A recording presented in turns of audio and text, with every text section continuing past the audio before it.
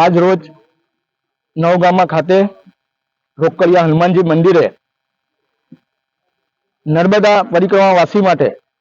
નિવાસસ્થાન માટે એક અત્યાધુનિક હોલનું ખાતમુહૂર્ત માનનીય ધારાસભ્ય શ્રી રમેશભાઈ મિસ્ત્રી સાહેબ અને સંગઠન પ્રમુખ શ્રી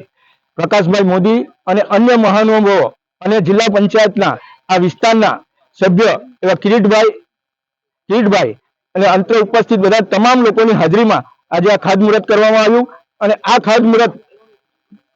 પૂર્ણ થયે અહીં આ જગ્યા પર અત્યાધુનિક નવો હોલ ટૂંક સમયમાં જ બનીને તૈયાર થશે અને જ્યારે આ હોલ બનીને તૈયાર થશે ત્યારે જે પરિક્રમાવાસીઓ હજારોની સંખ્યામાં નહીં પણ લાખોની સંખ્યામાં જ્યારે પરિક્રમા કરવા આવી રહ્યા છે ત્યારે એમને આ એક આશીર્વાદ રૂપ થશે અને જ્યારે અમારી ભારતીય જનતા પાર્ટીની જિલ્લા પંચાયત બની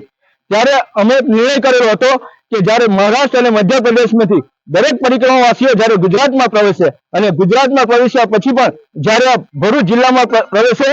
તો આખા એક દેશને એક મેસેજ જાય કે ભરૂચ જિલ્લામાં પણ નર્મદા પરિક્રમાવાસી પ્રેમીઓ છે અને જ્યારે ભારતીય જનતા પાર્ટીની આ સરકાર છે જેમની વિચારધારા જ એક ધર્મ પ્રેમી છે તો એ વિચારને સાર્થક કરીને અમે આ વિચાર આખા નર્મદા કિનારે અમલમાં મૂક્યો છે। આવનાર સમયમાં દરેક 20-20 કિલોમીટરના અંતરે નર્મદા પરિક્રમાવાસીઓ માટે અત્યાધુનિક હોલનું નિર્માણ કરવા જઈ રહ્યા છે। આજે ભરૂચ વિધાનસભાના અંકલેશ્વર તાલુકાના નોગામા ગામે પ્રસિદ્ધ રોકડિયા હનુમાન મંદિરે પરિક્રમાવાસીઓના નિવાસ માટે ભવ્ય હોલનું ખાતમુહૂર્ત કરવામાં આવ્યું છે।